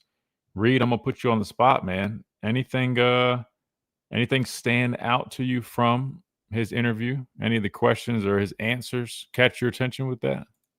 I think the one thing, at least as a journalist, like I'm glad someone asked, was about that. You know, they were being straightforward. Hey, Kalen DeBoer, your 2 seasons on the road you've kind of struggled, okay? And I think that's been a little bit of a known fact. But I liked his answer that he said it's all about preparation, all right. Especially with this bye week, it gives them even more. And so I'm glad that he acknowledged it, and it kind of.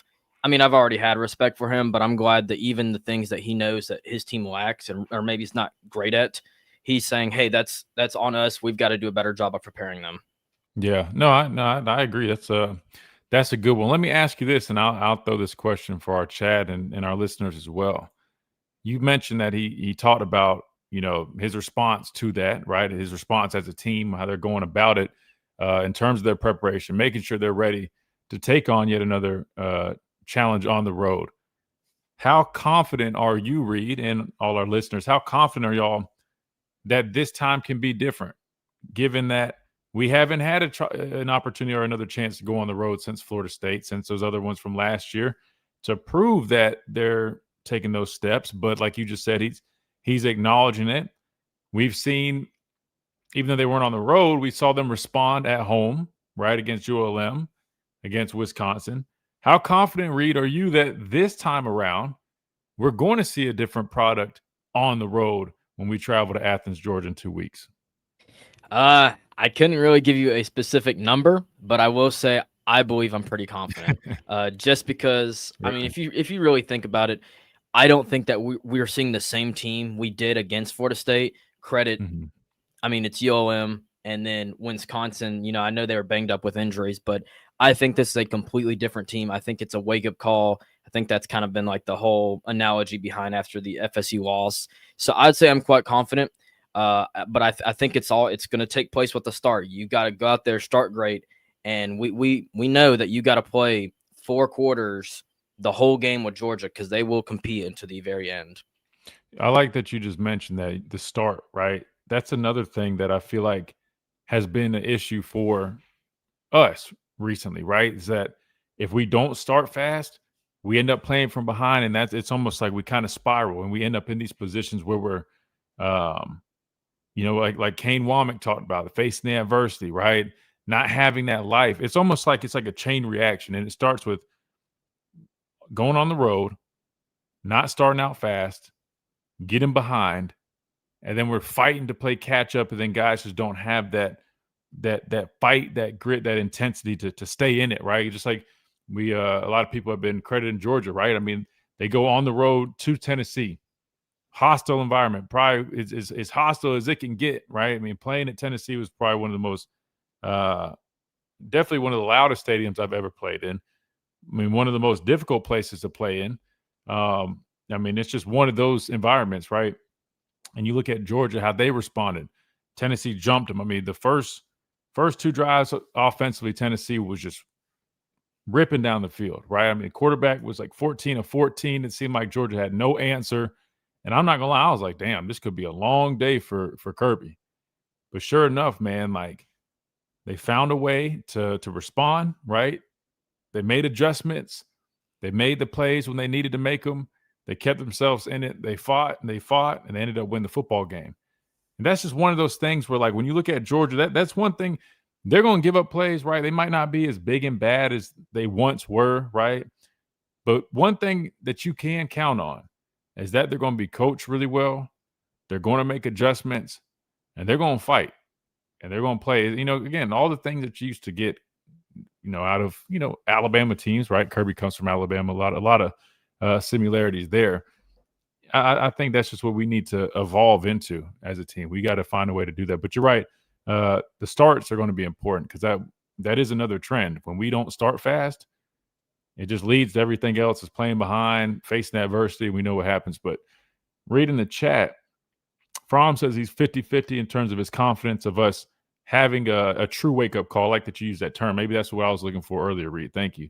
A true wake-up call, right, from the Florida State game. Bama Ball says 80%. All right. Ryan says 51-49, more confident. And Fromm just emphasizing that second half, which will be huge. But I do agree with Reed. I do think starting fast will be big in this game as well. Now, obviously, I'm not saying that that's everything, right? Tennessee started fast. You saw that win. I'm just saying for us, that's almost like one of our keys that we have to have happen, right? We have to have a good start. If not, when we start playing from behind, it's like a snowball effect. But to be fair, I guess we kind of started fast against Florida State, right? I mean, I thought we had a nice offensive drive the first part of the game. It's just everything else happened. Randall says this game will show if things have been fixed and cleaned up since 100%. I mean, it definitely will be like a true litmus test of where we're at. I do believe, like I started the show with, I mean, say this game doesn't go perfect, whatever happens, happens. We still could see more, improvement, progress, whatever it may be, and you still can go out and, I mean, again, if you went out after, say you lose to Georgia, but you went out, you still more than likely are in the college football playoffs, being a 10-2 team, and there is a chance if you went out the rest of the way in the SEC and Georgia messes up, whatever the case may be, you still could see yourself in the SEC championship game. So let's just keep that into consideration. QD says 50-50 as well. From showing some concerns with the defense. Bama says, time to grow up. We will climb back if we have a slow start.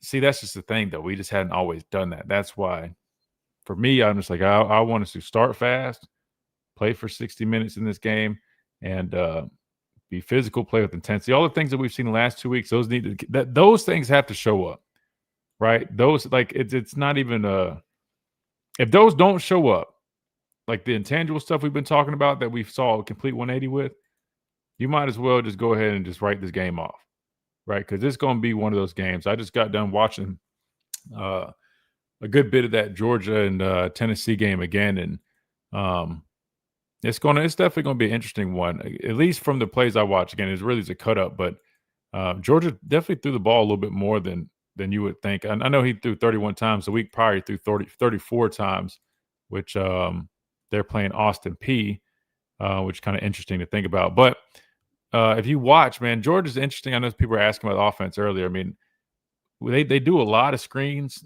They like to throw a lot of screens. They'll run their quarterback. They'll take shots. Matter of fact, I think they opened up the game with a big shot down the field. So you got to be prepared for that. But I will say, one of the weaknesses to Georgia, believe it or not, their offensive line did struggle in that game. They gave up 4 sacks, and I think that could be that could end up making a difference in this game. Obviously, we're seeing our defensive line kind of come to life. If we can capitalize on that, I think that'll be huge in this game. Our defensive line is going to be big, right? Capitalizing on an offensive line that's very suspect for Georgia, at least from what I've seen, and also they're going to be tasked with stopping Gunnar Stockton, right, with his ability to make plays with his legs, right? There's going to be plenty of quarterback design runs, but also what you have to consider is when it comes to getting him on the ground, right, third down, right? Just imagine this. I mean, the scrambling, that could be a huge factor. So our front seven is going to have to show up to play in this game. They're going to be important. I'll be honest with you. I mean, secondary-wise, we hadn't even really been tested too much, but I still feel like we've been pretty solid. I think I saw some numbers. I mean, we've hardly had to defend many pass plays compared to a lot of other teams. So even though I'm confident in our secondary, it is kind of interesting to think about how this will go because they haven't really been tested too much. And Georgia does have some good skill guys. So, I mean, it could go a number of different ways. But I do believe if I had to guess, Georgia watching that Florida State tape, they're going to test our ability to stop the run 100%. Even though they've been letting Stockton drop back and throw a good bit, a little bit more than I anticipated, I feel like when they look at us and they watch us on tape, knowing that we do have a pretty solid secondary and we haven't really been very consistent stopping the run, they're definitely going to test us there without a doubt. And that's with traditional running game and with Stockton included because they already know, right, we struggle against quarterbacks with that ability as well. So it'll be interesting. But we got plenty of time to dive into that, and I'll keep breaking it down, watching more tape, and I'll pull up more tape on here to share with you guys as we go on. But let's do this. Let's stay on schedule. Hit a time out. When we come back, we wrap things up on this Wednesday edition. I know I mentioned us getting a guest on the show. We're working on that now. I'm texting with them. I'll let you guys know who we get, but anticipate a player interview tomorrow or Friday here on the show as well. So maybe we'll keep it a surprise. Maybe once I figure out exactly, I'll give you details. I don't know, but just know we'll have a player interview coming up here. I know you guys really enjoy that. So just beware. Heads up. One is coming your way very shortly right here on the Miller's Edge. Tide 100.9, 1230 WTBC. Quick timeout. We'll be right back.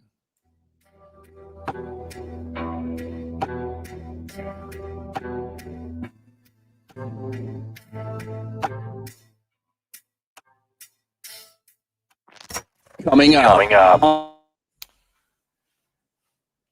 QD says the key with this team is what will they do when they get punched in the mouth on the road? 100%.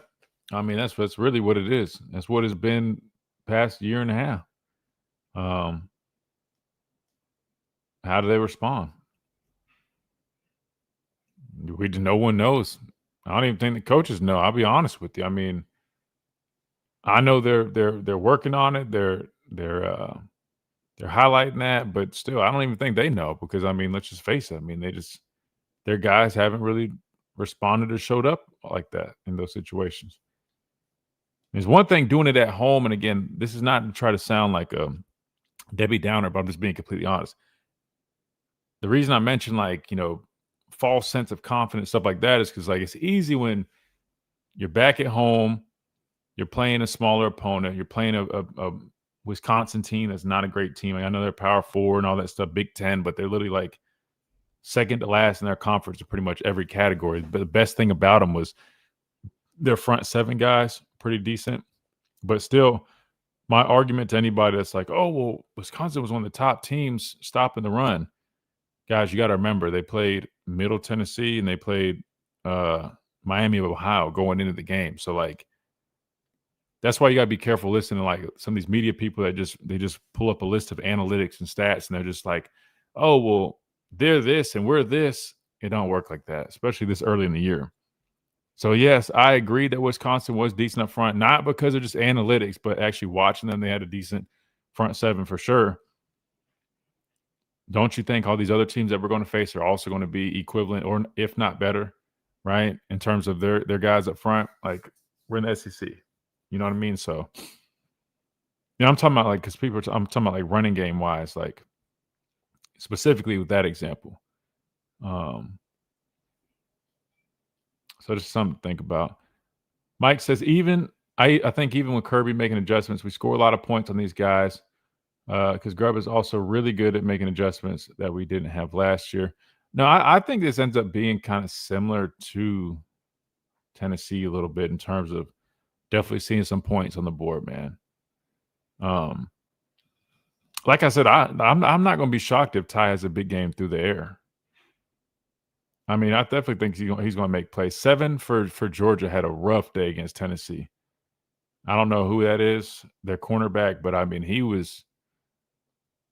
I mean, they were pretty much targeted him intentionally. I mean, he gave up 3 of the touchdowns at least. I felt for that dude. I mean, he had a terrible day. But their secondary to me kind of looked a little suspect. So I do think I think you're right, Mike. I do think we end up putting up some points for sure. I just know if we establish any bit of a running game, I mean, it would just make that stuff open up even more. I'm just telling you, man. I'm telling you what I know. Third and long defense can't get off the field consistently. That's got to be better. I think right now we're at 50%, or maybe that was just last week, or I don't know if that's on the year. But definitely will be important, man. Got to be able to get off the field. And one thing that it's not really being talked about, but I do think could be a factor in this game is special teams for sure. I mean, when you're playing good teams with good defenses, right? Red zone offense and special teams, something that people might not be talking about, but best believe you better make sure you got that in check. Because if you're not punching it in and putting up 6 and you don't have reliable special teams, man, that could spell trouble. So I do believe Talty, or whatever the kicker's name is, man, he better make sure he's ready to ready to kick some field goals, man.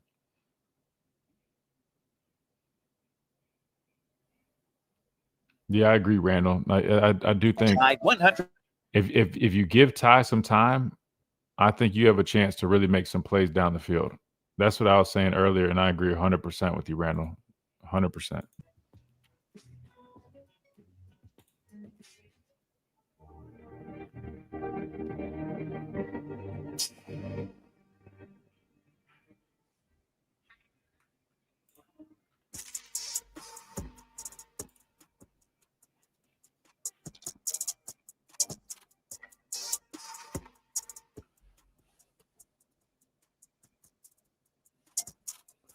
And welcome back into this Wednesday edition of the Miller's Edge. Todd, 100.9, 1230 WTBC. Putting a bow on everything. Last segment of the day. Pretty much has been breaking down some interview stuff. We had Kane Womack in the first hour. We were breaking that down. He was basically assessing his defense through 3 games. Talked about the importance of responding better, right? Talked about them playing timid in the first game, obviously. Has seen a lot of improvements over the last 2 weeks, but it's going to be important knowing that they will be punching them out again at some point, probably in the very near future. And it's going to be important that they're prepared, they respond the right way, and they're able to play a complete game. So we heard from him. We heard from head coach Kalen DeBoer, who spoke today during the SEC coaches teleconference call. And he discussed a number of things as well, definitely talking about building off of what they've been doing, the momentum that they've had. Really important. Their bye week approach a little bit different than what we typically used to do. We would, jump right back into our regular practice schedule, but then we would end up getting off like Friday, Saturday, then we'd come back Sunday. So we really would only have our last practice. We would go, Monday, Tuesday, Wednesday, Thursday, and then like of this week, right, of the bye week, and then we'd have Friday off, Saturday off, Sunday we'd have to report back. Sounds like they did it the other way around. They flipped it. So it sounds like the team had off until today pretty much. So after Saturday, they've been off, Sunday, Monday, Tuesday, or maybe they had some Sunday, but Monday, Tuesday, at least they didn't have practice from my understanding. Wednesday, today, they're back practicing, and I'm not too sure about the schedule. But anyway, that's what we've been discussing here today. I do know Kirby also spoke during his SEC coaches teleconference time slot. I don't have the clip, but I do know he did speak on Ty Simpson. This is what he had to say. He said, from what I've seen, he's extremely accurate. He's extremely athletic. And those are 2 things that I already knew turning the tape on. So definitely some high praise for Ty Simpson. And we just were talking in the chat here. I mean, I do believe watching that Georgia-Tennessee game and seeing Tennessee success through the air definitely died down some throughout the game. Georgia was able to make some adjustments, but nonetheless, man, Tennessee's receivers had a lot of big plays in this game. And I'll be honest with you, I think there are some holes, some weak spots. You look at Georgia's secondary, I think there will be some opportunities. And you talk about our skill guys, man, and how accurate Ty Simpson has been playing. I think there's going to be some opportunities for Ty to make some big plays through the air. Now, again, establishing that running game only enhances that, right? But even more so, our offensive line play is going to be the key, right? He's got to have the time to do it. And so that's what I'm going to be looking at, watching Georgia's defense. And I'm going to go back and watch their other games as well. I just wanted to really focus on them playing a quality opponent first. But their defense, they're going to be aggressive, right? They dial up a number of blitzes. They come at you a lot of different ways. They're going to be looking for weaknesses in Alabama's offense, and best believe they're going to try to exploit those. If Ty doesn't have that time, right, it only is just going to make his job that much harder. So I'm going to put a lot on the offensive line this game, man, and I hope that they understand, everything, just like I said the other day in terms of this season, especially in a game like this, man, everything rides on them. And so I'm sending a challenge out to Caden Proctor. I'm sending a challenge out to whether it's Wilkin or Michael Carroll, whoever it is, man. We got to have a clean pocket for Ty, because if you do, man, I think you're setting yourself up to have a lot of success offensively. Then obviously with Jam Miller back, I think somebody had mentioned it. Not only do you feel good about him in the running game, but even in pass pro, that'll be huge. Which I think our backs have been pretty decent with him out in pass pro. I know Richard Young had a tough one, man. That linebacker zero, is it Aguilar or whatever his last name was? He ran right through Richard Young for the sack. But anyway, other than that, they've been doing pretty decent in pass pro, but that will be important here in this game as well. But again, guys, remember, we've got literally 2 more days this week, then we've got all next week to break this down. So the game plan is kind of take our time with it. I know a lot of people are eager because we're all looking ahead, right? We're all excited, but we're going to take our time with it because we got plenty of time. And what I'll do is I'll plan some stuff. I'll try to work on getting that all 22 stuff. That way we can really just run through the tape and watch it without having to worry about all this copyright stuff on our YouTube platform. But just know we got plenty of breakdowns coming. We'll have plenty of guests coming on, talking about it, discussing this game. It's a big one, so we'll be lined up for that. And like I mentioned earlier, we anticipate having a player interview either tomorrow or Friday. So once I get all that confirmed, I'll let you guys know. So make sure you guys are on the lookout for that because that's going to be fun. And you guys know how we do, man. Once we get our players on here, man, we like talking ball. So we'll definitely dive into it, try to pull up some tape. That way we can break some stuff down. I know you guys really enjoy that type of deal. So we'll definitely have that for you here. Sure. Let's hit a few messages that we got here before we get out of here. We got about a minute or so left. Fromm says, keep Georgia's offense off the field in the second half will be key. And also says, Vandy is more dangerous than Georgia. Now, that's quite the take, man. Now, Vandy is playing some good football. I mean, I'll give them that. I mean, it's a whole new Vanderbilt team. I don't know if it is due to us. I mean, once they beat us last year, giving them all that confidence. But I'll say this, man. Their coach, Diego Pavia, that energy that they bring, right? That intensity, man. I mean, they're playing some good football. So you got to give them credit. They definitely beat up on my dad's Gamecocks last weekend. But more of a threat than Georgia, though, man. That might be a little bit of a stretch. That's not even might. That's definitely that's a stretch. However, we're going to have to play. We're going to have to play some good football when we face those guys because best believe they're not just going to come to Tuscaloosa and bow down, right? And they have looked pretty decent as well. But we'll cross that bridge when we get there, which would be coming up after the Georgia game, if I'm not mistaken. So a lot of good football coming up, and we're looking forward to it. And we're going to keep breaking it down right here on the Miller's Edge, Tide 100.9, 1230. WTBC, presented by the Good Feet Store, America's Arch Sport Experts. We'll look forward to doing this all again in 22 hours right here at Tide 100.9, 1230. WTBC. We'll see you guys then.